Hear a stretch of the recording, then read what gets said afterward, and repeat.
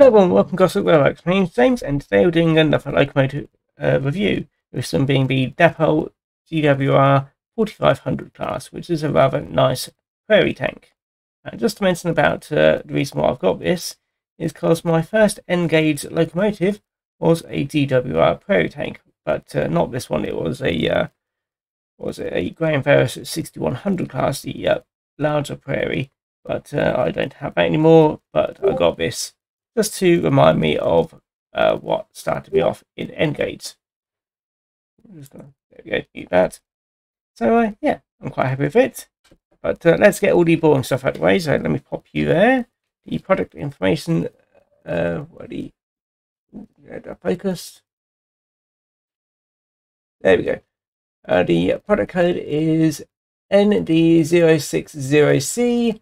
BR lined green with lake crest, and the running number is 5530 with a sloped tank, because you can get this with an unsloped tank, which is pretty much, let me just get this, basically that bit slightly different. So yes, and the only bit of paper which I have got with it, since it is a pre-owned model, is just the product information sheet, which is pretty much all I need. I don't need the warranties, nobody reads them anyway, so just need to.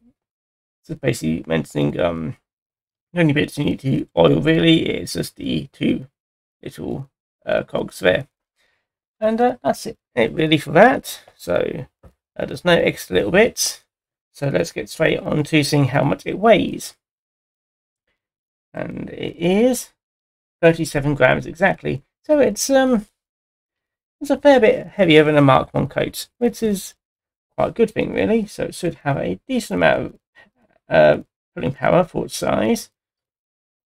Let's see. Mine is pre-owned, so it's a bit damaged. It's mostly just the handrails around the front. I have tried to fix them before, but it doesn't seem to be working. So I've just basically done on the side of course and stopped touching it and tried to do it as little as possible. But let's have a look at the details. There is a fair amount of details given that this is a fairly old model.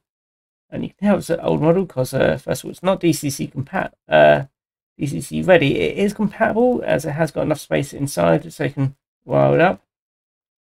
I assume this is built the same as the Dapol iffy, so it shouldn't be too difficult.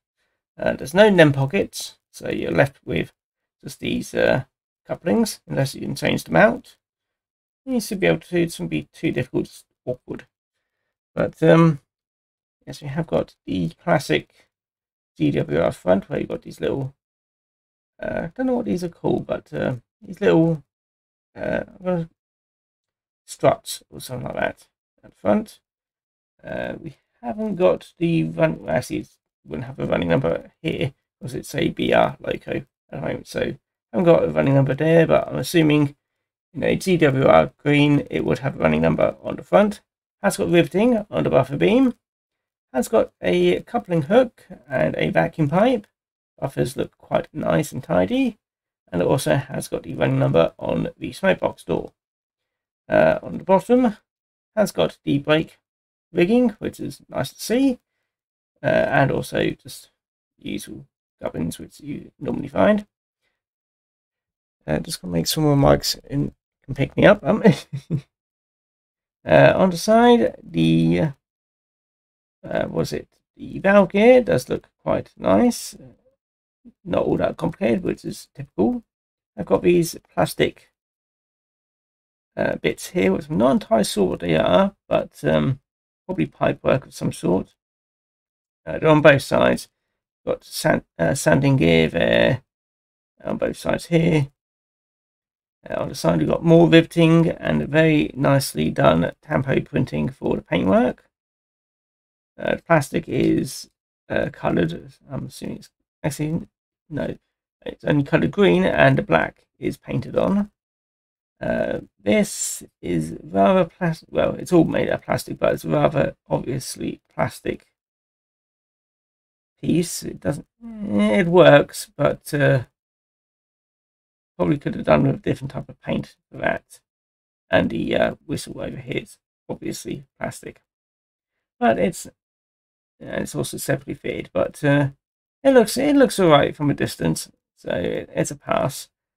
Hull, not best looking, but it looks alright, again from a distance.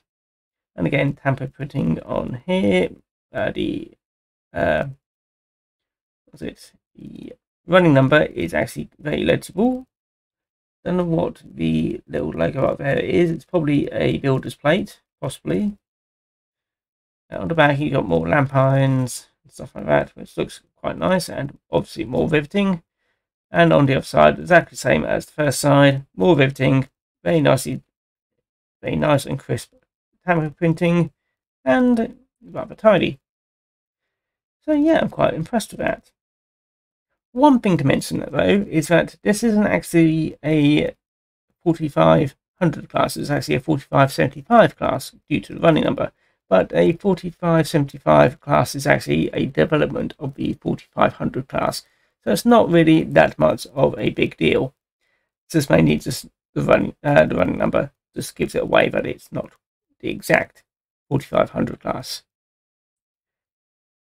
But it doesn't really bother me. I'm still going to call it a 4500 class anyway, just to really annoy people. Also on the back there is also another coupling hook. So yes, I'm quite impressed with it. Top does have the filler caps, and I'm not sure what they are, but they look quite nicely done, whatever they are, so I'm happy with them. And I'm going to assume there's going to be a screw on the inside of this, like with their GWR 1400 class, that is. So it might be in there. I have found 2 screws on the bottom, both beneath the pony trucks. I'm assuming there might be enough one up here. There does seem to be pickups. Well, there's pickups on all 6 drive wheels, but there's also seems to be pickups, well, some type of pickup for the rear pony truck, but none for the front one. So at least 6 pickups, maybe up to 8, depending on how this works, how well this is picking up. So yeah, I'm impressed with that. Let's get it onto the turntable so I can tell you a bit more about the actual prototype. And then we can get it onto the layout and see how well it runs. So I'll see you in a bit. The Great Western Railway 4500 class, or Small Prairie, is a class of 262 tank steam locomotives. They are designed as small mixed traffic locomotives, mainly used on branch lines. The design was based on the earlier 4400 class, but with larger driving wheels and altered wheel spacing. This gave them extra speed, capable of 60 miles per hour in service. A total of 75 4500s were built. 55 were built in 4 batches between 1906 and 1915, and a 5th batch of 20 locos was built in 1924 during Collette's tenure at Swindon. The 4500 series can be divided into 2 separate classes. The 4500 class, consisting of numbers 4500 to 4574, which had flat-topped tanks, and the 4575 class, numbered from 4575 to 4599, and 5500 to 5574, which were fitted with the increased capacity sloping-topped tanks, with a total of 100 4575s that were built. 15 of the 4575s were fitted with auto apparatus in 1953 to enable them to run push-pull trains on South Wales lines with auto trailers. From number 4555 onwards, the 4500 class were fitted with outside steam pipes and lengthened frames at the rear as standard. Some previous members of the class were also modified, but not all. Again, similar to the 2800 class, smokebox struts were used to support the front frame extension from 1909. Of the 4500 class, the first withdrawal was of number 4531 in 1950, and the last in service until 1964 was number 4564. Regarding the 4575 class, the first withdrawal was of number 4586 in 1956, and the last 4 locomotives of the class were withdrawn in 1964. 3 members of the 4500 class and 11 members of the 4575 class were saved from the Cutter's torch.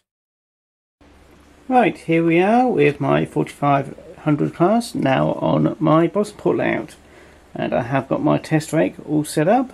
But first of all, let's have a look at it at slow speed. Also to mention, this is DC, because I haven't quite converted mine to DCC yet, so... And that's not too bad. And it's stalled. There we go. Yeah, it doesn't quite seem to like slow speeds all that much.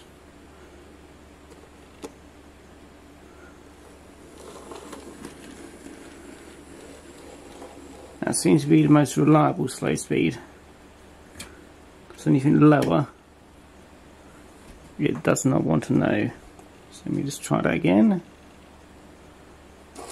Ooh. Yeah, a bit more reluctant in reverse. So let's see it go off in its way.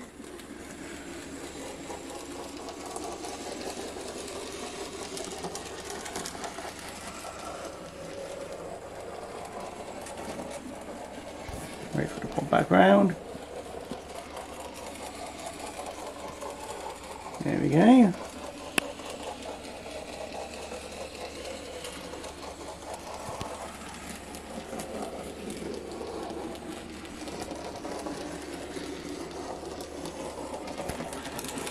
And now let's bring her to a stop. That's quite nice. So it's not too bad. So I've got a speck on the screen, there we go. Right. Now let's just pop it on to the outside line. We can connect it up to 8 Mark 1 coaxes. Each one of these is 25 grams, so there's 200 grams of coats. If we round this up to 40 grams, let's make it maths a lot easier. This is about 5 times the weight of the 4500. So let's just going to pop it up a bit further, just so we can try and get a connect test. That seems to connect quite well. Actually, not quite. That was halfway there, but didn't quite connect properly, but I have sorted it out now. But yes, just to mention, this has no tracks and tyres, so let's see how well it pulls just over 5 times its own weight. And it can get started. Let's see it go up that small incline.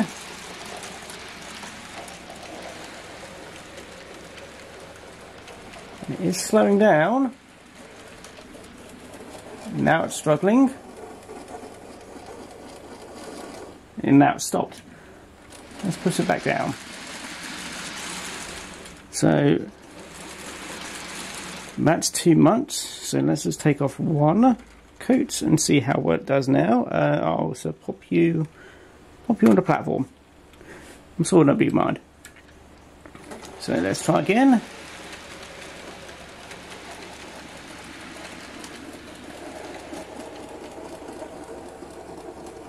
It's getting better.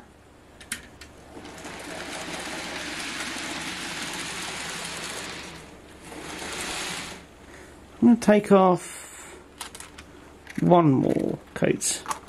So that's 150 grams. So 1 last try before I just take it down to 5 coats.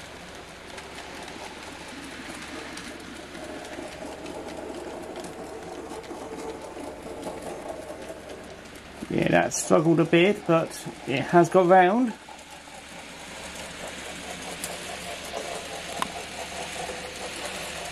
And it's doing it.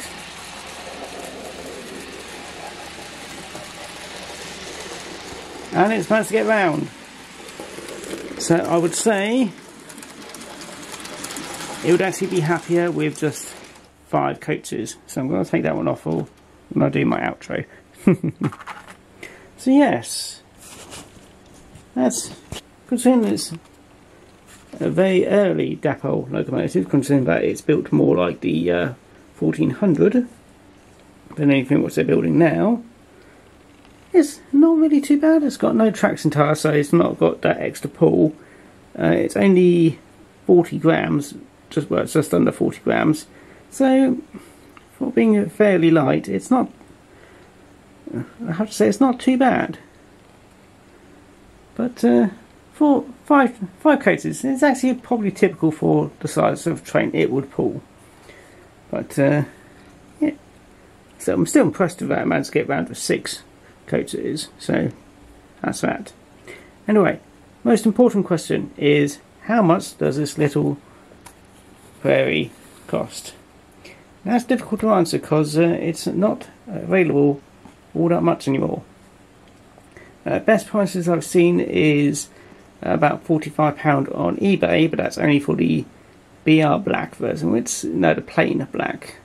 Which, if you really want one, it's not that bad a price, but I have seen it go up to £70, which is probably a bit more typical, and also one for £90. I have no idea what that was like, because it had no picture.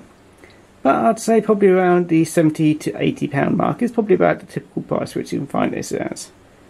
But yeah, it's not a bad little loco.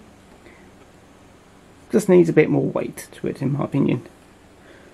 But anyway, do let me know what you think of the 4500 class, or to be exact, the 4575 class. Do you like it? Do you not like it? I know it's Great Western. Not everybody likes Great Western. Well, a lot of people like Great Western, but but I know we've got a load of Great Western stuff around. But I actually quite like it because I do like prairie tanks. But anyway, do let me know in the comments. If you think it's overpriced. Well, actually I can't really tell you much about the price, but do let me know what you think of it. But yeah, I'm just going to send it off in its way and see how well it does with 5 coaches. So if you like the video, feel free to get down to focus. Feel free to like, comment and subscribe. And yeah, I hope to see you again next time. So take care now, and yeah, bye bye. And off we go on its way. Let's just see it go round. Is 5 enough? Ooh, still a bit much, but it's doing it. Yeah, 5's enough for it. See you again next time. Bye bye.